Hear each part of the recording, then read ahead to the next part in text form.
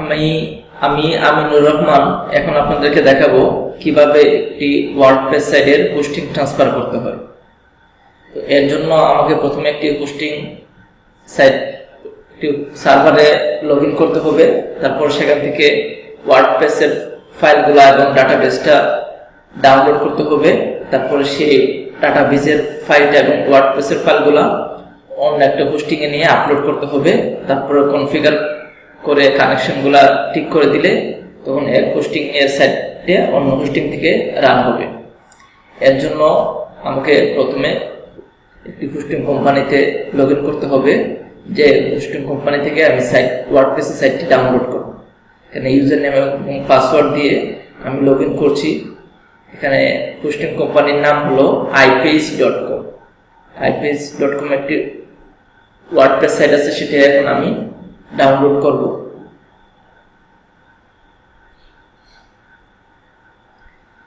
Log in করার পরে এখন ওয়ার্ডপ্রেসের ফাইলগুলা ফাইল ম্যানেজারের মধ্যে থাকে, সেখান থেকে ফাইল ম্যানেজারটা আমি ওপেন করি।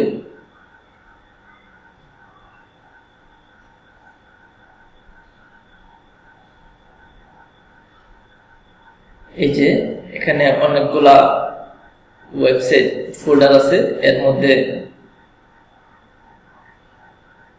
এই যে আর খান নামে একটা ফোল্ডার আছে। এই ফোল্ডারের মধ্যে একটা ওয়ার্ডপ্রেস সাইট আছে। এই সাইটটা আমি অন্য একটা হোস্টিং কোম্পানিতে নিয়ে রান করাবো। তো এর জন্য আমাকে প্রথমে এই ফোল্ডারের মধ্যে যে ফাইলগুলো আছে সবগুলো ফাইল ডাউনলোড করতে হবে এবং সেই ফাইলগুলো অন্য হোস্টিং কোম্পানিতে নিয়ে আপলোড করতে হবে। তাহলে এই ফাইলগুলো আমরা দুইভাবে ডাউনলোড করতে পারি। একটা হলো ফাইলজিলা সফটওয়্যার দিয়ে ডাউনলোড করতে বা আপলোড করতে অনেক সময় লাগে। একটা সহজ পদ্ধতি আছে, সেটা আমরা যদি ফাইলগুলো জিপ করার পর ডাউনলোড করি তাহলে খুব অল্প সময়ে আমরা ডাউনলোড করতে পারবো। তাহলে আগে আমরা এই ফোল্ডারটাকে জিপ করি, তারপরে ডাউনলোড করি। তো ফোল্ডার থেকে আমরা এই যে এই ফোল্ডারটা আমরা জিপ করব। জিপ করার জন্য এখানে আর্কাইভে ক্লিক করব। এটা টিক চিহ্ন দিয়ে বা সিলেক্ট করে এখানে আর্কাইভে ক্লিক করব। এখন এটা কোথায় জিপ হবে সেটার অ্যাড্রেস দিতে হবে। তাহলে /r/khan যে নামে আগে ছিল সে নামে এটা জিপ হবে। এটা আমাদের ফাইলটার নাম হবে rrkhan.zip নামে, এটা কম্প্রেস হবে। এটা আমি জিপ করে নিচ্ছি। এই যে সাইটটা এখানে কাজ হচ্ছে, কম্প্রেস হওয়ার পর তারপর আমরা সে ফাইলটা ডাউনলোড করব।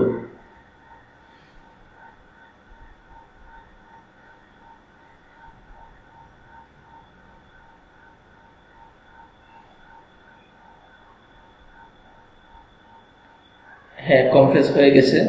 এখন আমরা ফাইলটাকে ডাউনলোড করি। এই যে rrkhan.zip 30 মেগাবাইট, এই ফাইলটাকে আমরা এখন ডাউনলোড করব। এখানে ডাউনলোডের আইকনে ক্লিক করলেই ডাউনলোড হয়ে যাবে। আমি ডাউনলোড আইকনে ক্লিক করছি। এই যে এটা ডাউনলোড হয়ে যাচ্ছে ওয়ার্ডপ্রেসের ফোল্ডারটা 30 মেগাবাইট। এখন শুধু ওয়ার্ডপ্রেসের ফোল্ডারটা ডাউনলোড করলে হবে না, তার সাথে আমাদের ডাটাবেসের ফাইলটাকে এক্সপোর্ট করে সেটাকে ডাউনলোড করতে হবে। তাহলে আমরা ডাটাবেসের ফাইলটাকে এক্সপোর্ট করি। তার আগে আমরা দেখে নিই, এখানে তো অনেকগুলো ওয়ার্ডপ্রেসের সাইট আছে। এখন আমাদের এই সাইটটা কোন ডাটাবেস ইউজ করছে সেটা আমরা আগে জেনে তারপর ডাটাবেস থেকে ফাইলগুলো ইম্পোর্ট করব, এক্সপোর্ট করব। তাহলে আমরা এটার ভিতরে যদি যাই,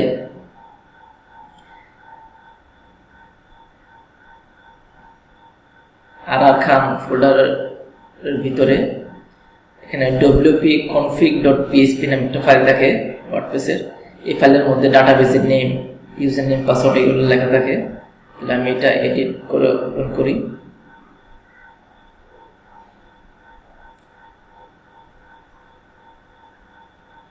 এই যে এখানে ডাটাবেসের নেম হলো ওয়ার্ডপ্রেস, EAI দিয়ে শুরু, লাস্টে 3B।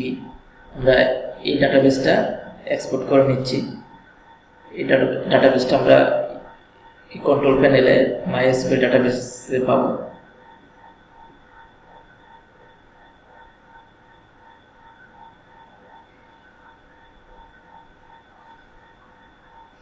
যেখানে এই হোস্টিং এ অনেকগুলো ডাটাবেস ইউজ হচ্ছে। এর মধ্যে থেকে আমরা এই ডাটাবেসটা ডাউনলোড করবো। এটা ওয়ার্ডপ্রেস নাম দিয়ে শুরু। হ্যাঁ, এখানে ওয়ার্ডপ্রেস নাম দিয়ে অনেকগুলো শুরু। আমাদের প্রয়োজন কোনটা? EAI দিয়ে শুরু।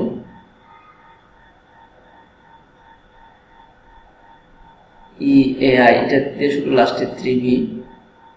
হ্যাঁ, লাস্টে 3B। আমাদের এই ডাটাবেসটা প্রয়োজন।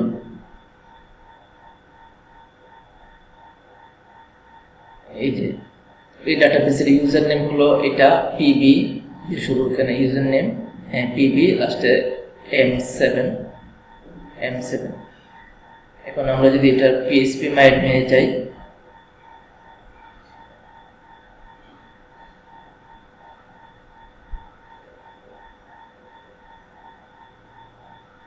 হ্যাঁ এই যে এটাকে আমরা এখন এক্সপোর্ট করব। এক্সপোর্ট করার জন্য এক্সপোর্টে, তারপর আমি একটু আবার চেক করে নিচ্ছি এখানে সাইটটার নাম কি ছিল দেখে আগে, ডব্লিউপি অপশন টেবিল থেকে।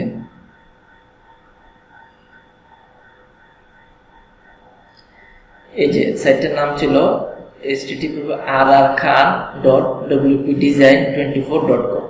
এই সাইটটাকে আমরা এই হোস্টিং কোম্পানি থেকে ট্রান্সফার করে অন্য হোস্টিং কোম্পানিতে নিয়ে যাব। এখন আমরা এই টোটাল ডাটাবেসটাকে আমরা এক্সপোর্ট করে নিয়ে যাই। এক্সপোর্ট জিপ, এটার নাম দিই কি না, এটার নাম দিই RR খান নামে দিই RR খান। এখন গো, এই যে ডাটাবেস ফাইলটা এক্সপোর্ট হয়ে জিপ ফরম্যাটে ডাউনলোড হয়ে গেছে। ডাটাবেস ফাইলটা আমাদের রেডি হয়ে গেছে, ডাউনলোড হয়ে গেছে। এখন আমাদের ওয়ার্ডপ্রেসের ফাইলগুলো ডাউনলোড হচ্ছে। 30 মেগার মধ্যে 14 মেগা ডাউনলোড হয়েছে।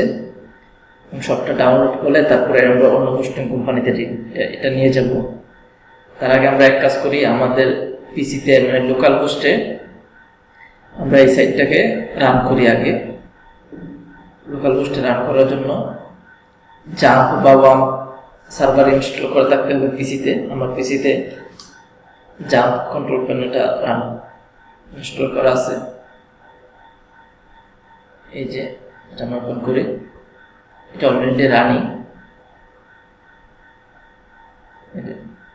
এখান থেকে চেক করে নেবেন অ্যাপাচি রানিং আছে এবং মাইস্কুলেটও রানিং আছে।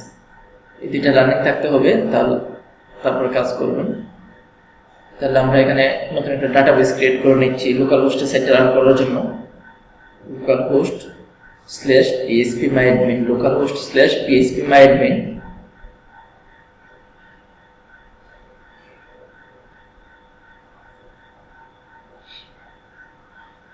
এখন আমরা এখানে যে কোনো নাম দিয়ে ডাটাবেস ক্রিয়েট করি। সাপোজ আমি অ্যাক্টর নাম দিয়ে ডাটাবেসটা ক্রিয়েট করব। এখন আপনি যে কোনো নাম দিয়ে ক্রিয়েট করতে পারেন। হ্যাঁ, অ্যাক্টর হয়ে গেছে, ডাটাবেসটা ক্রিয়েট হয়ে গেছে। শুরু এখন কোনো টেবিল নাই। আমরা একটু আগে যে এই rrkhan.sql.zip ফাইলটা এক্সপোর্ট করেছি, সে ফাইলটা এখানে ইম্পোর্ট করি। ইম্পোর্ট, এখান থেকে ফাইলটা চিনিয়ে দিতে হবে, পাথটা দেখিয়ে দিতে হবে। আমার একটা ডাউনলোড হয়েছে, ডাউনলোড ফোল্ডারে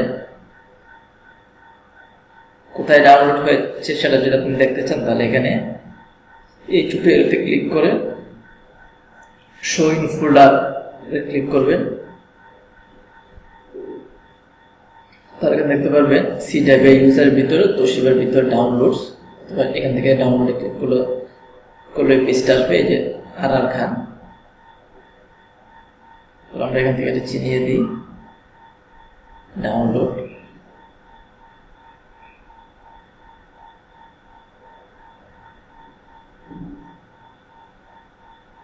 এইটা আমরা ইম্পোর্ট করে নিচ্ছি।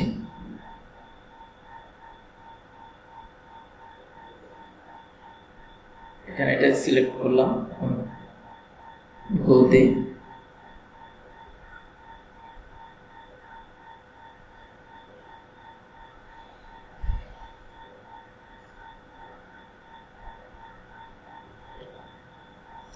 হ্যাঁ, এটা আমাদের ইম্পোর্ট হয়ে গেছে, সবগুলো টেবিল এখানে চলে আসছে।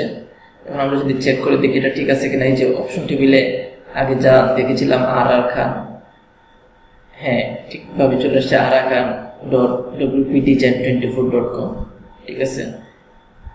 কিন্তু আমরা যে লোকাল হোস্টে যদি সাইটটা রান করি, তাহলে আমাদের লোকাল হোস্টের পরে স্ল্যাশ দিয়ে যে নামে আমি ওয়ার্ডপ্রেসের ফোল্ডারটা সি ড্রাইভের stdocs ফোল্ডারের মধ্যে রাখবো, সেই নাম দিয়ে এটা রান করতে হবে। আমাদের এটা 26 মেগাবাইট ডাউনলোড হয়েছে, আর একটু বাকি আছে, এটা 30 মেগাবাইট। এটা ডাউনলোড কমপ্লিট হলে আমরা এটাকে আনজিপ করব। আনজিপ মানে হলো জিপ ফাইলটাকে আনজিপ করা বা এক্সট্রাক্ট করব। এক্সট্রাক্ট করে সি ড্রাইভের জাম্প ফোল্ডারের ভিতর, stdocs ফোল্ডারের ভিতর এটা নিয়ে আমরা রাখবো। তাহলে এটাও আমি ওপেন করে রাখি, এটা পরে কাজে লাগবে। এই যে সি ড্রাইভ জাম্প stdocs, আমরা ওয়ার্ডপ্রেসে আমরা যদি লোকাল হোস্টে সাইটটাকে রান করাতে চাই, তাহলে এই ফোল্ডারটাকে আনজিপ করে এখানে এনে পেস্ট করতে হবে। একটু ওয়েট করি, 27 মেগাবাইট ডাউনলোড হয়ে গেছে।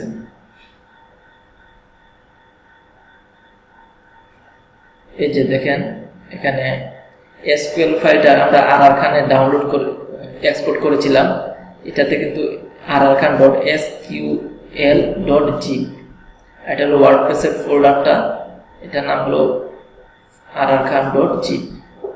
ডাটাবেসের ফাইলগুলোতে এসকিউএল নামটা থাকে, এটা আমরা জিপ করে ডাউনলোড করছি, এই জন্য লাস্টে জিপ। আর যদি আমরা জিপ না করে ডাউনলোড করতাম, তাহলে লাস্টে শুধু .sql হতো। এসকিউএল থাকলে বুঝবেন এটা ডাটাবেসের ফাইল, আর এসকিউএল না থাকলে বুঝবেন এটা অন্য ফাইল।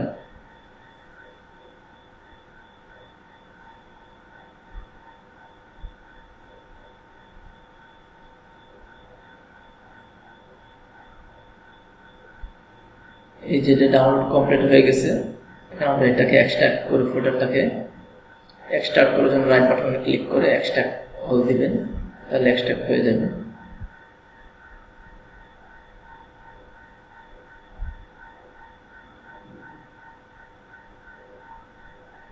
এটা 66 মেগাবাইট, এটা জিপ করার পরে ছিল 30 মেগাবাইট। জিপ করলে ফাইলের সাইজ ছোট হয়, ফাইলগুলো কম্প্রেস হয়ে ছোট হয়। এটা আনজিপ হতে 3 মিনিট লাগবে, আমরা একটু ওয়েট করি।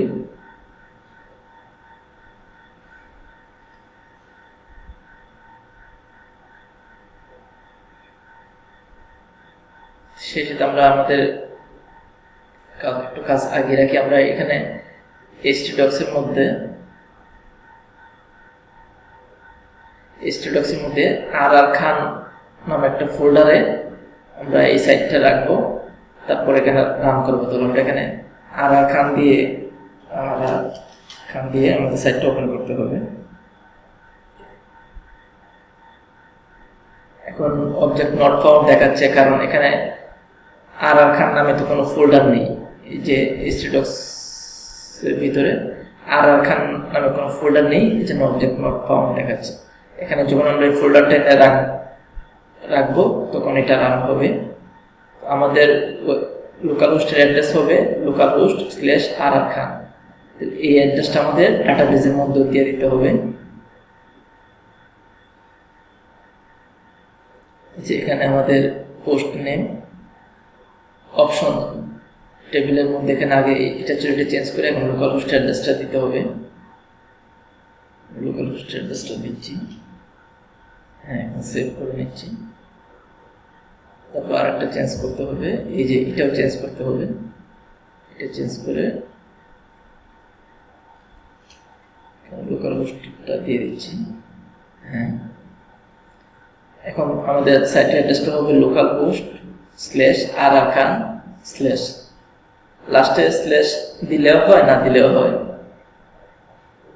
আমাদের এটা কতটুকু এক্সট্রাক্ট হয়েছে, আর 1 মিনিট বাকি আছে। 1 মিনিট পরে সম্পূর্ণ ফোল্ডারটা এক্সট্রাক্ট হয়ে গেলে সেটা আমরা এখান থেকে কপি করে htdocs ফোল্ডারের মধ্যে নিয়ে রাখবো।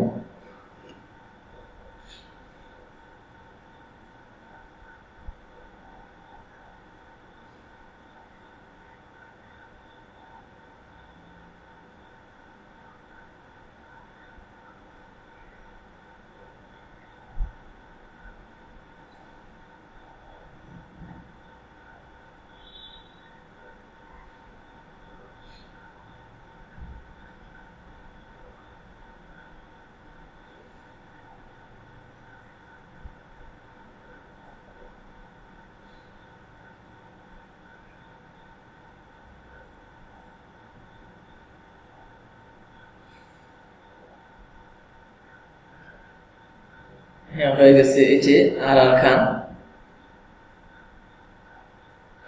খান ফোল্ডার মধ্যে ওয়ার্ডপ্রেসের ফাইলগুলো আছে। ওয়ার্ডপ্রেসের ফাইলগুলো যে ফোল্ডারের মধ্যে আছে সেই ফোল্ডারটা নিয়ে যেতে হবে। তাহলে আমি এই ফোল্ডারটা কপি করে এখান থেকে htdocs এর মধ্যে নিয়ে যাচ্ছি।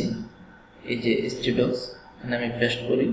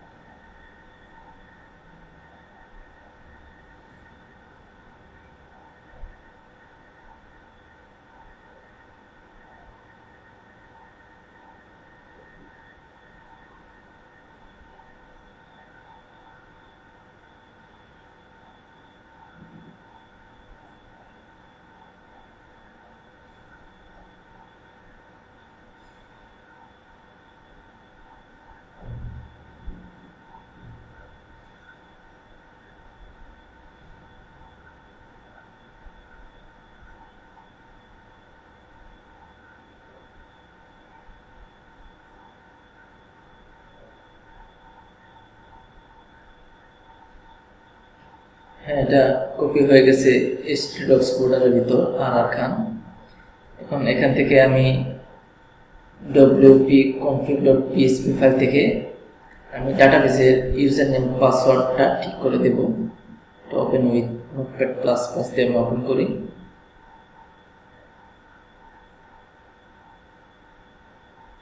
এই যে আগে ডাটাবেসের নেম ছিল ওয়ার্ডপ্রেস এর পরে এটা, এখন আমাদের ডাটাবেসের নেম হলো অ্যাক্টর। আমরা এই যে অ্যাক্টর নাম দিয়ে একটা ডাটাবেস করেছিলাম, তাহলে আমরা অ্যাক্টর নাম দিই। DB user database user name আগে পোস্টিং কোম্পানি থাকা অবস্থায় ছিল এটা, আর আমাদের জাম্পের ইউজার নেম হলো রো, আর পাসওয়ার্ড পোস্টিং কোম্পানিতে যখন ছিল তখন এটা পাসওয়ার্ড ছিল এটা। এখন আমাদের জাম্পের পাসওয়ার্ড নেই, ফাঁকা। এটা পাসওয়ার্ডটা মুছে দিচ্ছি। আর এই যে ডিফাইন ডিবি পোস্ট, আগে পোস্টিং কোম্পানি থাকা অবস্থায় এটার পোস্টিং নেম ছিল এই যে এটা। এখন আমাদের এটা পোস্ট নেম হলো লোকাল হোস্ট, আমি এটাকে চেঞ্জ করে লোকাল হোস্ট নাম দিচ্ছি। লোকাল হোস্ট, হ্যাঁ ঠিক আছে। আমরা এটা সেভ করে নিচ্ছি। সেভ হয়ে গেছে। এখন যদি আমরা সাইটটাকে রান করাই, এটা ছিল আমাদের এটাকে আমরা রিলোড দিই, তাহলে দেখতে পাবো সাইটটা রান করবে। এই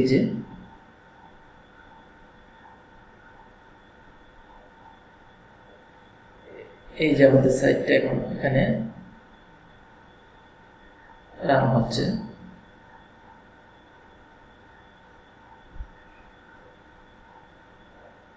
সবগুলা পেজ ওপেন হচ্ছে না। আচ্ছা, আমরা এটার জন্য আমাদের আর একটু কাজ বাকি আছে, সেটা করতে হবে। আমরা হোম পেজটা ওপেন হয়েছে, হোম পেজটা চেক করে নিচ্ছি, আবার লোড দিই। এখন আমরা এটাকে লগ ইন করি wp admin দিয়ে লগ ইন করি।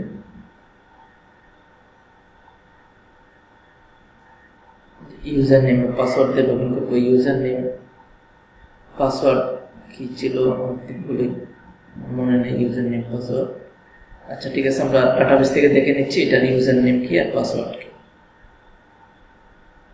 এটা আমাদের লাগবে না, এটা আমাদের এটাও লাগবে না। ডাটাবেসে ইউজার, হ্যাঁ এখানে দুইটা ইউজার, একটা হলো অ্যাডমিন, একটা হলো ইউরুমান। আমরা অ্যাডমিন ইউজারটা আমাদের ঠিক আছে।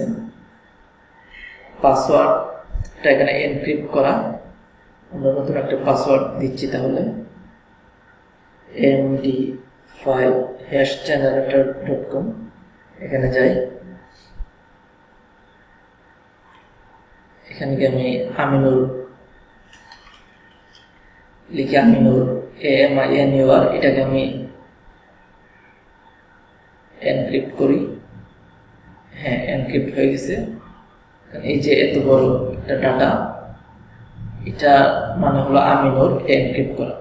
ধরো এটা এখান থেকে কপি করে যদি এটা রিপ্লেসে এখানে বসাই, তার মানে হবে আমিনুর। এই যে আমরা এখন যেটা দিয়েছি এটা মানে হলো আমিনুর এনক্রিপ্ট করে আমরা গো দিয়ে সেভ করে নিচ্ছি। এখন যদি আমরা লগ ইন করি, এডমিন ঠিক আছে, পাসওয়ার্ড হলো আমিনুর AMINUR।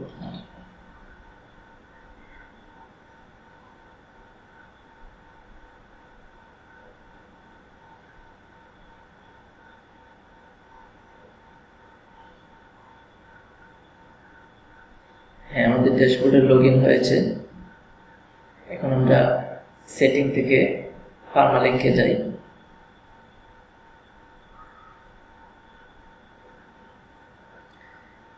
এই যে পার্মালিঙ্কে এখানে পোস্ট নেম সিলেক্ট করা আছে। আমাদের যে এই যে একটা পেজ যে ওপেন হচ্ছে না, অন্যান্য পেজগুলো ওপেন হচ্ছে না, এই জন্য আমরা পার্মালিঙ্কটা চেঞ্জ করে যদি আবার অন্য একটা পার্মালিঙ্ক দিই, তাহলে একটা রিফ্রেশের কাজ করবে। হ্যাঁ, এখন ওপেন হয়েছে।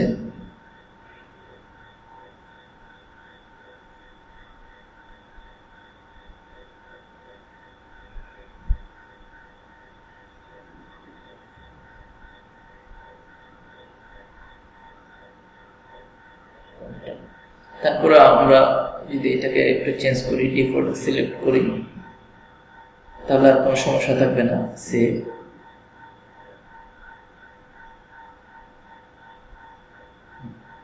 তারপর আমাদের আবার যদি আরেকটাতে চলে আসি, পোস্ট নেম আমাদের আগে যেটা ছিল,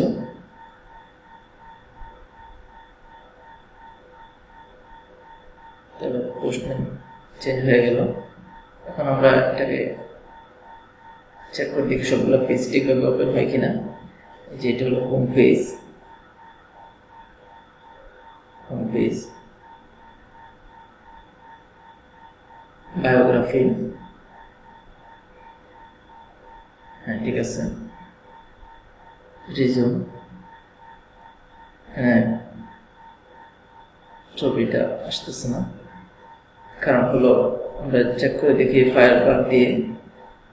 গুগল ক্রোম ইউজ করলে রাইট বাটন ক্লিক করে ইন্সপেক্ট এলিমেন্ট দিলেই হবে। আর যারা মজিলা ফায়ারফক্স ইউজ করেন তারা ফায়ারবাগ ইনস্টল করে নেবেন। এই যে এখানে ইমেজটা অনলাইন থেকে আসতেছে, এই জন্য এটা পাচ্ছেন না। ইমেজটা, ইমেজের ইউআরএলটা যদি আমরা চেঞ্জ করে এখানে লোকাল পোস্টে দিই, তাহলে এটা চলে আসবে। আচ্ছা, আমরা একটা লোকাল পোস্টে দিচ্ছি। একটু পেজটাকে আমি এডিট করে নিই।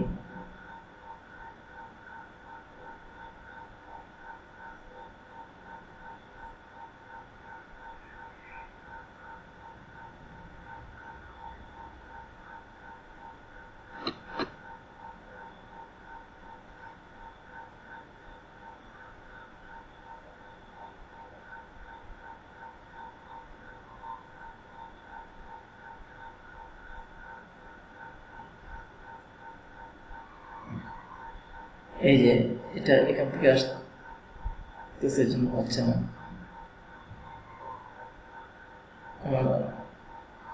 আমাদের ইমেজটা কোথায় আছে দেখে নিই, ডব্লিউপি কন্টেন্টের ভিতর। আমরা যদি আমাদের মিডিয়াতে যাই, মিডিয়া থেকে অ্যাড্রেসটা দেখে এনে এখানে পেস্ট করে চেঞ্জ করে দিচ্ছি। এখানে কোন ইমেজটা ছিল,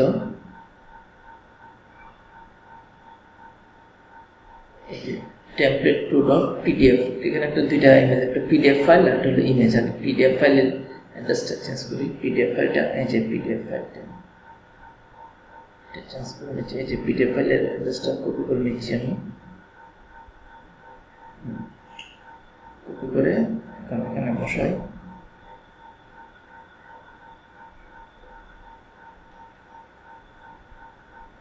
কপিটা হয় নাই।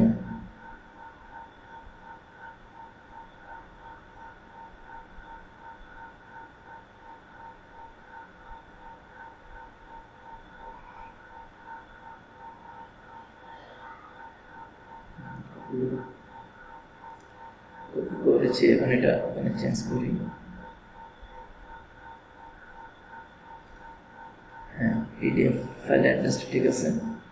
এখন ইমেজের অ্যাড্রেসটা চেঞ্জ করি। ইমেজের নাম কি, লাস্টে 001.jpg। পেজে যাই,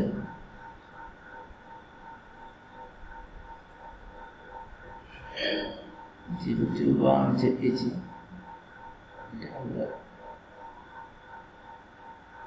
লিস্ট হিসাবে সিলেক্ট করি। এই যে 001jpg এই ইমেজটাকে আমরা, ইমেজের পাথটাকে আমরা কপি করি। এই যে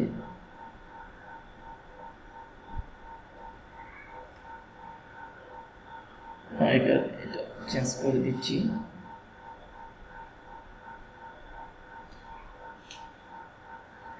যদি আপডেট দিই, তাহলে আমাদের এখন ইমেজটা পিডিএফ ফাইলটা আমাদের লোকাল হোস্ট থেকে রান হবে।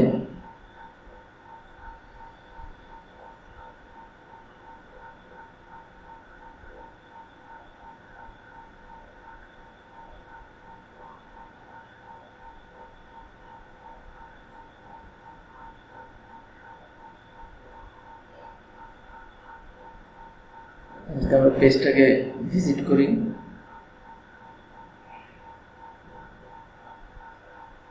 এই যে এখানে ইমেজটা চলে আসছে।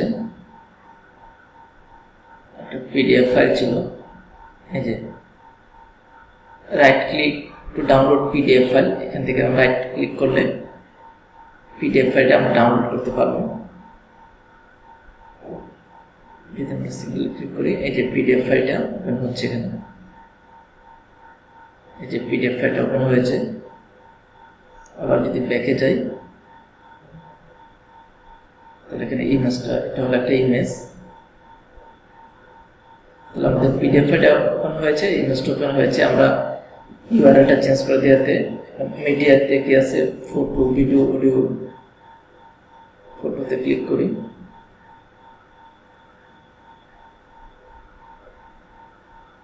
হ্যাঁ, আমাদের সবগুলো ফটো ওপেন হচ্ছে। স্টেজ,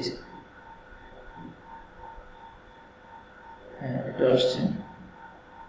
ইউটিউবের ভিডিও আসছে। ব্লগ, হ্যাঁ ব্লগও ঠিক আছে। কন্টাক্ট,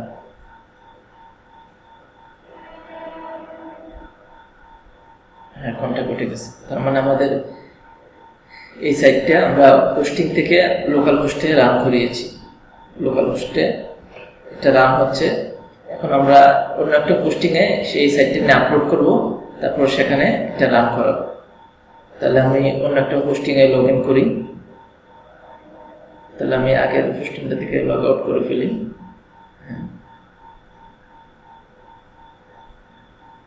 লোকাল হোস্টের এটা এগুলো লাগবে না।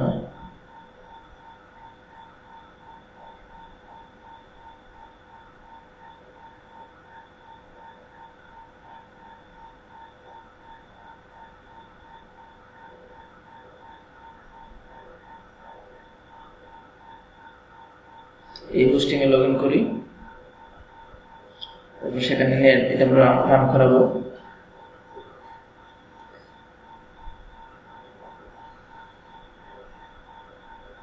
এটাও ipis.com, দুইটা আলাদা, একই কোম্পানির দুইটা আলাদা অ্যাকাউন্ট। আমরা আগের অ্যাকাউন্ট থেকে কপি করেছি, এখন এই অ্যাকাউন্টে আপলোড করে রান করাবো। আমরা ফাইল ম্যানেজারে যাচ্ছি,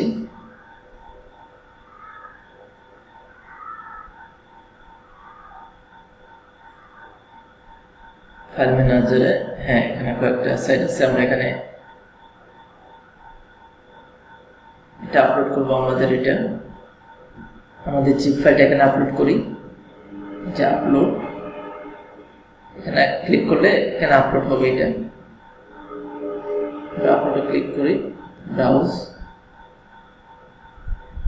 এটা ডাউনলোডে ছিল, হ্যাঁ ডাউনলোড, rrkhan.zip ফোল্ডারটা ছিল, এই যে rrkhan.zip, এটা ওয়ার্ডপ্রেস ফোল্ডারটা 30 মেগাবাইট যেটা ছিল, এই যে 30 মেগাবাইট। এটা ডাউনলোড আপলোড করি, যেটা আপলোড হচ্ছে।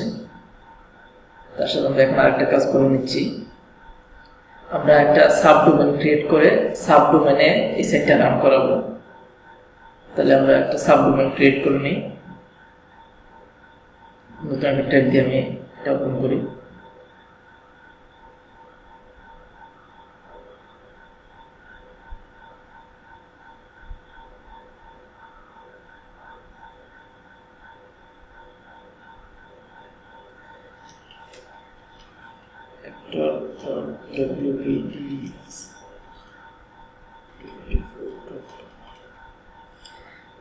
এই যে এখানে wpdesign24.com, এটা একটা সাইট, এটা হলো অ্যাক্টর লেখা, মানে এই ডোমেইনের একটা সাবডোমেইন ক্রিয়েট করব অ্যাক্টর নামে।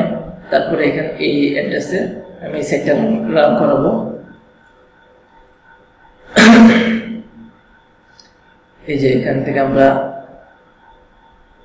ডোমেইন সেন্টারে ক্লিক করেছিলাম, এটা ওপেন হয়েছে। আমরা একটা সাবডোমেইন ক্রিয়েট করি, এই যে এটার একটা সাবডোমেইন ক্রিয়েট করব, তাহলে এটাতে ক্লিক করি, এই যে সাবডোমেইন, একটা সাবডোমেইন ক্রিয়েট করি। সাবডোমেইন নাম দেব কি অ্যাক্টর, আর সাবডোমেইনের পাথ, এই সাবডোমেইনটা এই সাবডোমেইনের সাইটটা কোথা থেকে ওয়ার্ডপ্রেসের ফাইলগুলো নিয়ে রান হবে সেটা এখানে একটা নাম দিই। এখানে একটা নাম মানে হলো এই যে এখানে একটা নাম একটা ফোল্ডার করব, এই একটা নাম ফোল্ডার থেকে ওয়ার্ডপ্রেসের ফাইলগুলো নিয়ে এই সাইটটা রান হবে। তাহলে আমরা এই নামে একটা সাবডোমেইন ক্রিয়েট করে নিচ্ছি, এই যে অ্যাক্টর, এটা হলো পাথ। এই ফোল্ডারের মধ্যে রুটের পরে এই ফোল্ডারের মধ্যে আমাদের ওয়ার্ডপ্রেসের ফাইলগুলো থাকবে, অ্যাড করে নিচ্ছি। সাবডোমেইনে যে actor.wpdesign24.com নামে একটা সাবডোমেইন আমাদের তৈরি হয়ে গেছে। এখন যদি আমরা আবার ফাইল ম্যানেজারে যাই,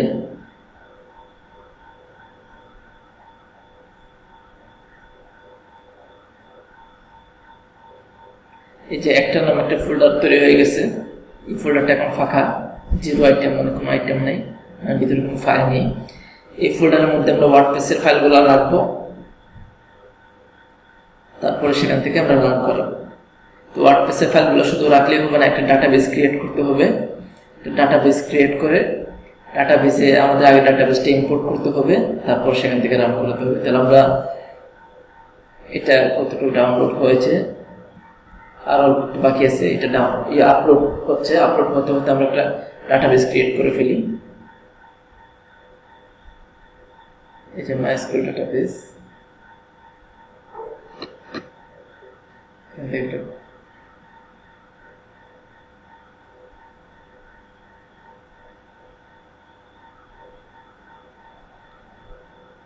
এই যে এখানে কয়েকটা ডাটাবেস ক্রিয়েট করা আছে। নতুন একটা ডাটাবেস ক্রিয়েট করি, এখানে কি অ্যাড এ ডাটাবেস, এখানে ক্লিক করলাম। ডাটাবেসের নেম দিলাম, এটা অ্যাক্টরে দিচ্ছি,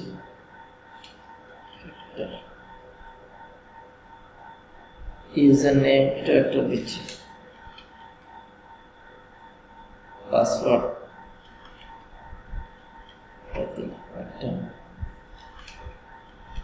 পাসওয়ার্ড ডাটাবেস,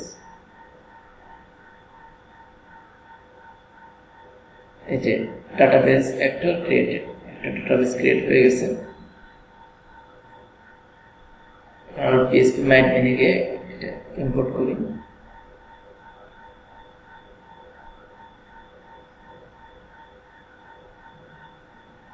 যে একটা ডাটাবেসটা এখন ফাঁকা, কোনো টেবিল নেই, আমরা এখানে আমাদের আগের ডাটাবেসটা ইনপুট করব। যে ইনপুট আমরা কি নামে ডাটাবেসটা ডাউনলোড করেছিলাম আগের হোস্টিং থেকে, rrkhan.sql নামে।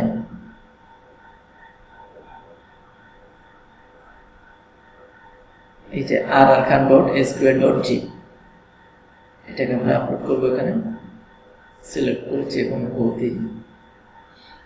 তাহলে আমাদের ডাটাবেস যে ডাটাগুলা এখানে ইম্পোর্ট হচ্ছে, ইম্পোর্ট হয়ে গেছে। আমি একটু চেক করে নিচ্ছি ঠিক আছে কিনা। WP অপশন টেবিলটা থেকে চেক করি, ব্রাউজ। এই যে আগে যেটা ছিল rrkhan.wpdesign24.com, ঠিক আছে, কিন্তু আমরা আমাদের সাবডোমেন ক্রিয়েট করেছি কি নামে, actor.wpdesign24.com।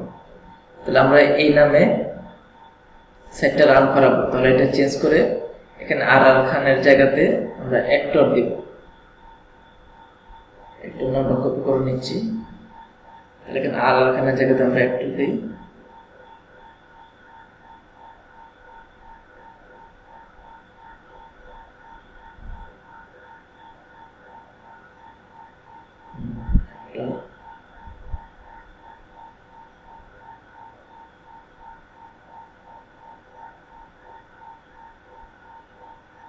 হ্যাঁ ঠিক আছে, সেকেন্ডটাও এডিট করতে হবে, এটা অ্যাক্টর করে তো সেভ দিচ্ছি। হ্যাঁ, এখন আমাদের সাবডোমেনটা ক্রিয়েট হয়েছে actor.wpdesign24.com, এটা আমাদের সাবডোমেন। এই যে এটা এখানে আমরা রান করবো এই সাইটটি, আমাদের এটা আপলোড হয়ে গেছে। একটু রিফ্রেশ দিই, রিলোড দিই, তাহলে দেখা যাবে।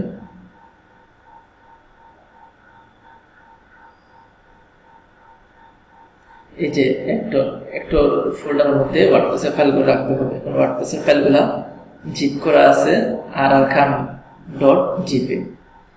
এই জিপটাকে আমরা আনজিপ করব বা এক্সট্রাক্ট করব। তো এটা সিলেক্ট করি, আনজিপ বা এক্সট্রাক্ট।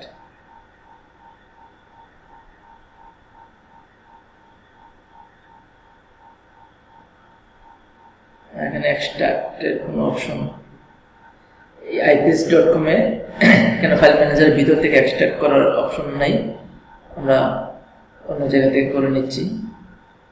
এখানে আছে এক্সট্রাক্ট করার অপশন,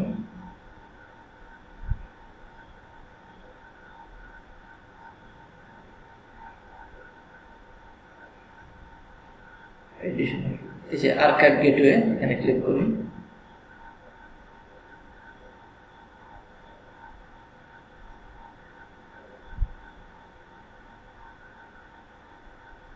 এখান থেকে আমরা আগে এক্সট্রাক্ট করে নিচ্ছি। আমরা কি এক্সট্রাক্ট করব, এই যে rrkhan.g,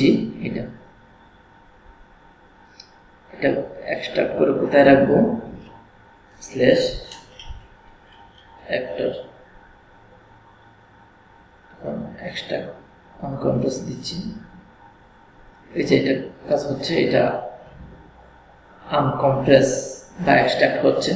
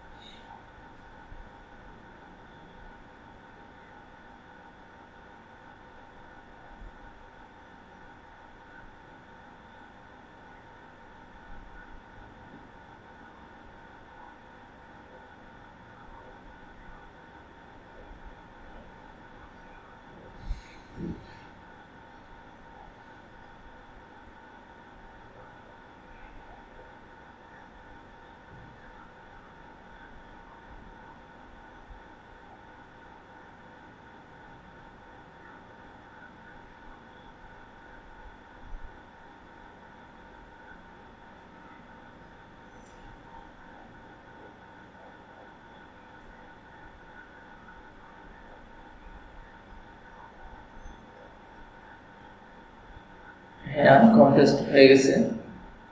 আমরা চেক করে দেখি। হ্যাঁ, এটাকে আবার রিলোড দিই, দেখতে পাবেন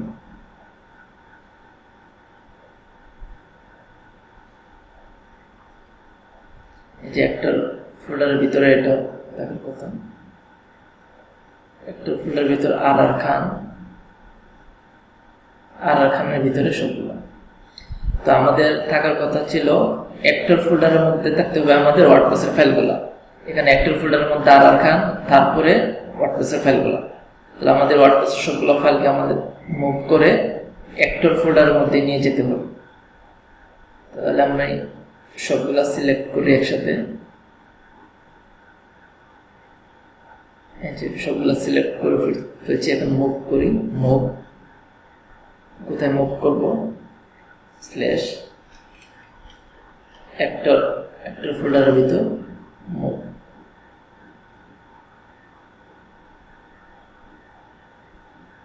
অ্যাক্টর ফোল্ডারের মধ্যে ওয়ার্ডপ্রেসের ফাইলগুলো থাকতে হবে।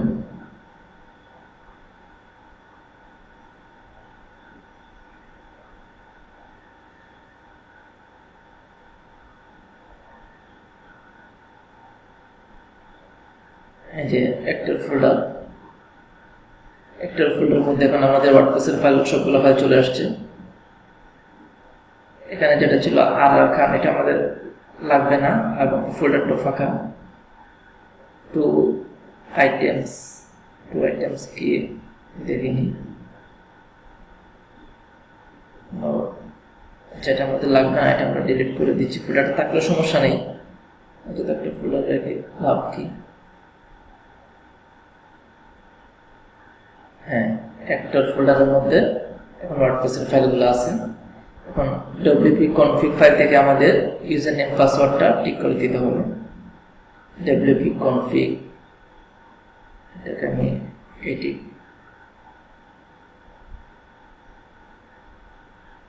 এটা এখানে সেভের একটা অপশন থাকবে, সেভের অপশনটা নিচে চলে গেছে, এটা আমি কেটে আবার ওখানে দিচ্ছি।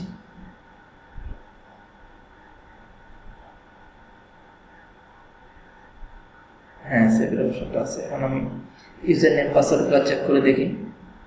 আমাদের বর্তমান ডাটাবেজের নেম কি ছিল? আমরা অ্যাক্টর দিয়েছিলাম।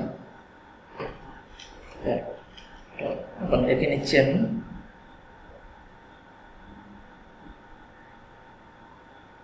এই যে আমাদের ডাটাবেজের নেম হলো অ্যাক্টর দিয়েছি। আমাদের ইউজার নেম আমরা অ্যাক্টর দিয়েছিলাম। ইউজার নেমটা চেঞ্জ করে অ্যাক্টর। পাসওয়ার্ডটা আমি আগে যেটা দিয়েছিলাম ডাটাবেসের পাসওয়ার্ড, সেটা দিচ্ছি। পাসওয়ার্ডটা আমি অ্যাক্টর দিয়েছিলাম। Database name actor, user name actor, password actor, সবগুলো অ্যাক্টর। তারপরে যে হোস্ট নেম, এটা আগে যে হোস্টিং কোম্পানিতে ছিল সেটা হোস্ট নেম। এখন আমাদের বর্তমান হোস্ট নেম কি? এই যে আমাদের বর্তমান হোস্ট নেম হলো সার্ভার নেম হোস্ট। এটা আমরা এটা চেঞ্জ করে দেব। কপি করলাম, এখানে পেস্ট করলাম, এখন সেভ দিচ্ছি। হ্যাঁ, সেভ হয়ে গেছে। এখন যদি আমরা এই সাইটটাকে রান করাই, actor.wp design24, এখানে সাইটটাকে রান করাবো।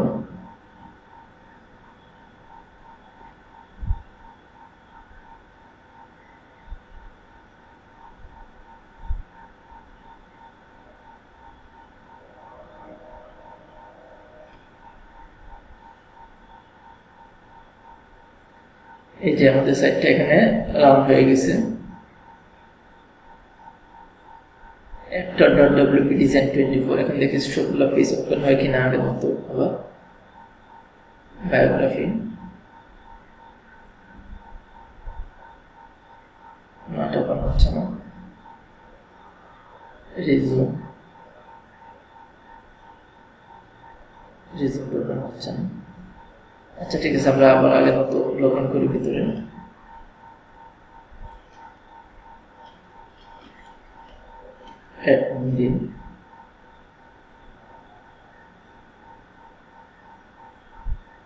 ডাটাবেসে অ্যাডমিন নামে একটা ইউজার নেম পাসওয়ার্ড তো আমরা আমাদের লোকাল হোস্টে দিয়েছিলাম আমিনুল, তাহলে লোকাল হোস্ট একটা কপি করে নিয়ে আসবো। লোকাল হোস্টে পাসওয়ার্ড আমরা MD5 থেকে নিয়ে আসি।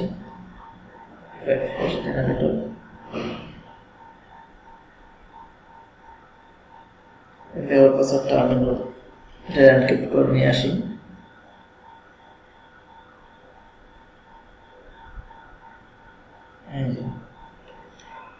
এটাকে আমি চেঞ্জ করে দিচ্ছি।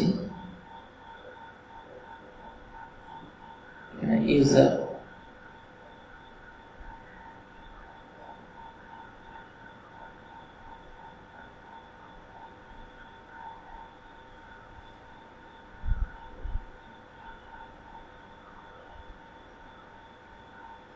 এই যে অ্যাডমিনের পাসওয়ার্ডটা চেঞ্জ করে নিচ্ছি।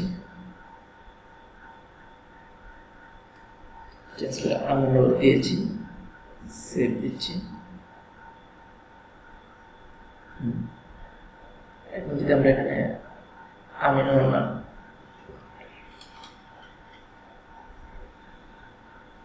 লগ ইন করি,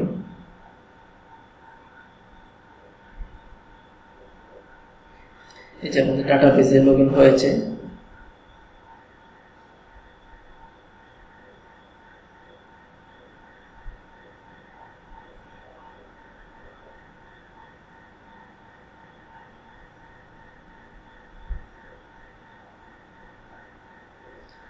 আমরা সেটিং থেকে পার্মানেন্ট সেটিংটা আবার একটু রিফ্রেশ দিই, চেঞ্জ করে আবার আগে সেভ করুন, তাহলে আমাদের ইউআরএল গুলো ঠিক হবে, সবগুলো পেজ ওপেন হবে। ডিফল্ট দিলাম, সেভ চেঞ্জ।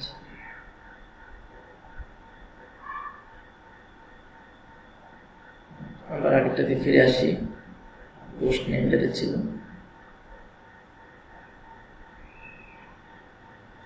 যদি আমরা এই সাইটটাকে রান করি,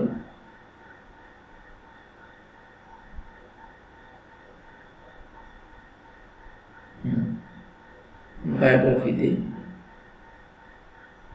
হ্যাঁ বায়োগ্রাফি চলে আসছে। ইমেজটা এখানে আসতেছে না। আচ্ছা, আমরা ইমেজের পাথটা চেঞ্জ করে দেব। রিজুমের এটা আসতেছে না।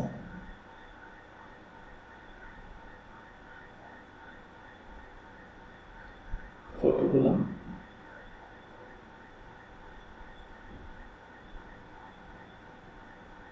এই ফটোগুলো চলে আসছে, এখানে বায়োগ্রাফি আর রিজুমের গুলো আসছে না। ঠিক আছে, কন্ট্যাক্ট ফর্ম ঠিক আছে, আমি বায়োগ্রাফিটা ঠিক করে নিচ্ছি। ইমেজটা আসতেছে না, আমরা এডিট পেজে যাই।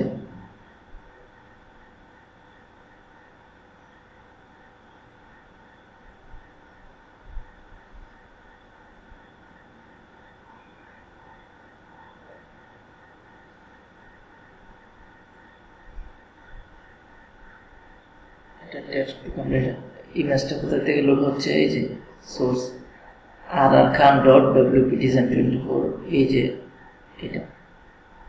তো আমাদের তো সবটা শুধু rrkhan জায়গাতে আমরা অ্যাক্টর দিয়েছি, এটার নামটা চেঞ্জ করে দিই। হ্যাঁ, আপডেট দিচ্ছি। এখন এটা রান করি।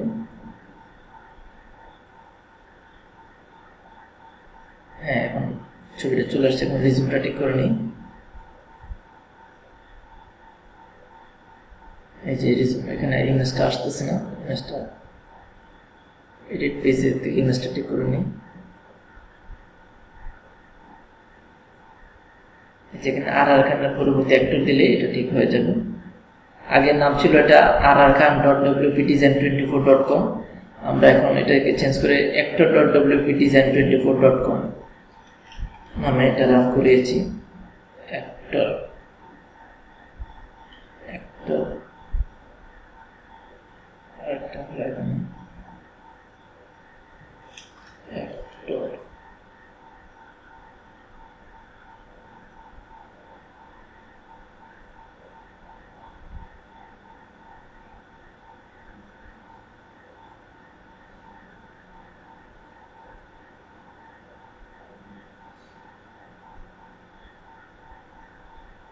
এই যে ইমেজটা চলে আসছে, পিডিএফ ফাইলটা এখানে রান হবে। তাহলে আমাদের সাইটটা এখন ঠিক আছে। হোম পেজে যদি যাই,